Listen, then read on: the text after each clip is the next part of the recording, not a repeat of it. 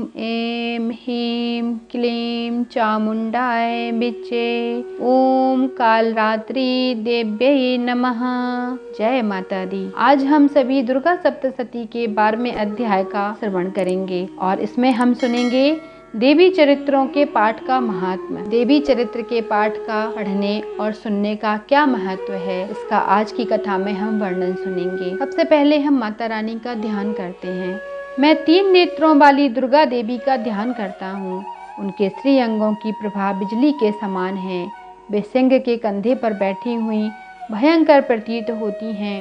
उनके हाथों में तलवार और ढाल लिए अनेक कन्याएं उनकी सेवा में खड़ी हैं। वे अपने हाथों में चक्र, गदा, तलवार, ढाल, बाण, धनुष, पास और तर्जनी मुद्रा धारण किए हुए हैं। उनका स्वरूप अग्निमय है तथा वे माथे पर चंद्रमा का मुकुट धारण करती हैं। 11वें अध्याय में हमने सुना था कि देवताओं ने किस प्रकार देवी की वंदना की है। तब देवी ने उनसे प्रसन्न होकर वरदान मांगने के लिए कहा। तब देवताओं ने देवी से हर युग में राक्षसों से रक्षा करने के लिए वरदान मांगा और देवी ने देवताओं को यह वरदान दिया कि आपको हर युग में जब जब राक्षसों से कोई भी परेशानी होगी तब मैं रक्षा करने अवश्य आऊंगी। देवी बोली, देवताओं, जो एकाग्र चित्त होकर प्रतिदिन इन स्तुतियों से मेरा स्तवन करेगा, उनकी सारी बाधा मैं निश्चय ही दूर कर दूंगी। जो मधुकैटभ का नाश, महिषासुर का वध तथा शुंभ निशुंभ के संहार के प्रसंग का पाठ करेंगे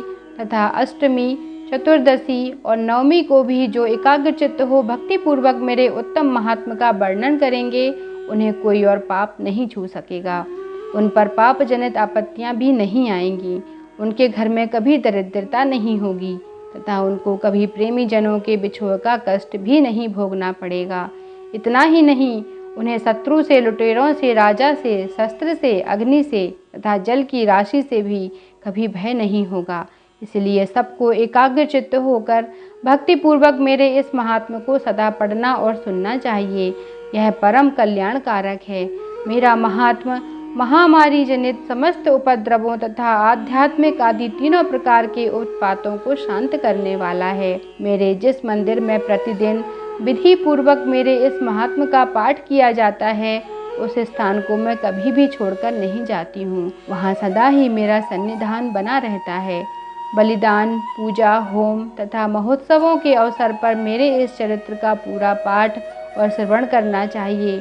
ऐसा करने पर मनुष्य विधि को जानकर या बिना जाने भी मेरे लिए जो बलि, पूजा या होम आदि करेगा, उसे मैं बड़ी प्रसन्नता के साथ ग्रहण करूंगी। शरत काल में जो वार्षिक महापूजा की जाती है, उस अवसर पर जो मेरे इस महात्म्य को भक्ति पूर्वक सुनेगा, वह मनुष्य मेरे प्रसाद से सब बाधाओं से मुक्त तथा धन धान्य एवं पुत्र से संपन्न होगा।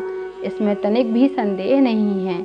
मेरे इस महात्म्य, मेरे प्रादुर्भाव की सुंदर कथाएं तथा युद्ध में किए हुए मेरे पराक्रम सुनने से मनुष्य निर्भय हो जाता है। मेरे महात्म्य का श्रवण करने वाले पुरुषों के शत्रु नष्ट हो जाते हैं। उन्हें कल्याण की प्राप्ति होती है तथा उनका कुल आनंदित रहता है। सर्वत्र शांति कर्म में बुरे स्वप्न दिखाई देने पर तथा ग्रह जनित भयंकर पीड़ा उपस्थित होने पर मेरा महात्म्य श्रवण करना चाहिए। इससे सब विघ्न तथा भयंकर ग्रह पीड़ाएं शांत हो जाती हैं और मनुष्यों द्वारा देखा हुआ दुस्वप्न शुभ स्वप्न में परिवर्तित हो जाता है। बाल ग्रहों से आक्रांत हुए बालकों के लिए यह महात्म्य शांति कारक है तथा मनुष्यों के संगठन में फूट होने पर यह अच्छी प्रकार मित्रता कराने वाला है। यह महात्म्य समस्त दुराचारियों के बल का नाश कराने वाला है। इसके पाठ मात्र से राक्षसों, भूतों और पिशाचों का नाश हो जाता है। मेरा यह सब महात्म्य मेरे सामीप्य की प्राप्ति कराने वाला है। पशु, पुष्प, अर्घ्य, धूप, दीप, गंध आदि उत्तम सामग्रियों द्वारा पूजन करने वाले ब्राह्मणों को भोजन कराने से, होम करने से, प्रतिदिन अभिषेक करने से, नाना प्रकार के अन्य भोगों का अर्पण करने से तथा दान देने से 1 वर्ष तक जो मेरी आराधना की जाती है और उससे मुझे जितनी प्रसन्नता होती है, उतनी प्रसन्नता मेरे इस उत्तम चरित्र का एक बार श्रवण करने मात्र से हो जाती है। यह महात्म्य श्रवण करने पर पापों को हर लेता है और आरोग्य प्रदान करता है। मेरे प्रादुर्भाव का कीर्तन समस्त भूतों से रक्षा करता है तथा मेरा युद्ध विषयक चरित्र दुष्ट दैत्यों का संहार करने वाला है। इसके श्रवण करने पर मनुष्यों को शत्रु का भय नहीं रहता। देवताओं, तुमने और ब्रह्मर्षियों ने जो मेरी स्तुति की है तथा ब्रह्मा जी ने जो स्तुतियाँ की हैं, वे सभी कल्याणमयी बुद्धि प्रदान करती हैं। वन में, सूने मार्ग में अथवा दावानल से घिर जाने पर, निर्जन स्थान में लुटेरों के दाव में पड़ जाने पर, या शत्रुओं से पकड़े जाने पर, अथवा जंगल में सिंह, व्याघ्र या जंगली हाथियों के पीछा करने पर, कुपित राजा के आदेश से वध या बंधन के स्थान पर ले जाए जाने पर, अथवा महासागर में नाव पर बैठने के बाद भारी तूफान से नाव के डगमग होने पर, और अत्यंत भयंकर युद्ध में शस्त्रों का प्रहार होने पर, अथवा वेदना से पीड़ित होने पर, सभी भयानक बाधाओं के उपस्थित होने पर जो मेरे इस चरित्र का स्मरण करता है, वह मनुष्य संकट से मुक्त हो जाता है। मेरे इस प्रभाव से सिंह आदि हिंसक जंतु नष्ट हो जाते हैं तथा लुटेरे और शत्रु भी मेरे चरित्र का स्मरण करने वाले पुरुष से दूर भाग जाते हैं। ऋषि कहते हैं, ऐसा कहकर प्रचंड पराक्रम वाली भगवती चंडिका सब देवताओं के देखते देखते वहीं अंतर ध्यान हो गईं। फिर समस्त देवता भी शत्रुओं के मारे जाने से निर्भय होकर पहले ही की भांति यज्ञ भाग का उपभोग करते हुए अपने अपने अधिकार का पालन करने लगे।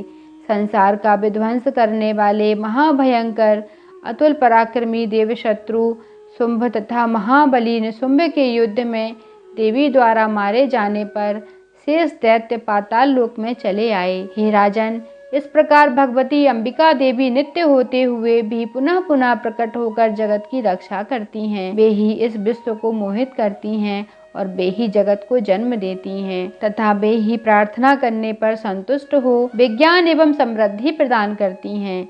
राजन, महाप्रलय के समय महामारी का स्वरूप धारण करने वाली वे महाकाली ही इस समस्त ब्रह्मांड में व्याप्त हैं। वे ही समय समय पर महामारी होती हैं और वे ही स्वयं अजन्मा होती हुई भी सृष्टि के रूप में प्रकट होती हैं।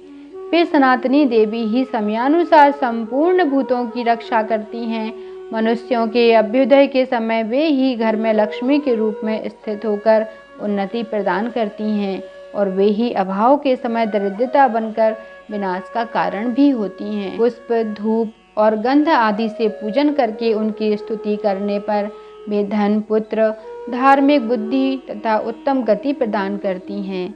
इस प्रकार श्री मार्कंडेय पुराण में सार्वणिक मनमंत्र की कथा के अंतर्गत देवी महात्म्य फल स्तुति नामक 12वां अध्याय पूर्ण हुआ। सर्व मंगल मांगल्ये शिवे सर्वार्थ साधिके शरण्येत्यं भजे गौरी नारायणी नमोस्तुते।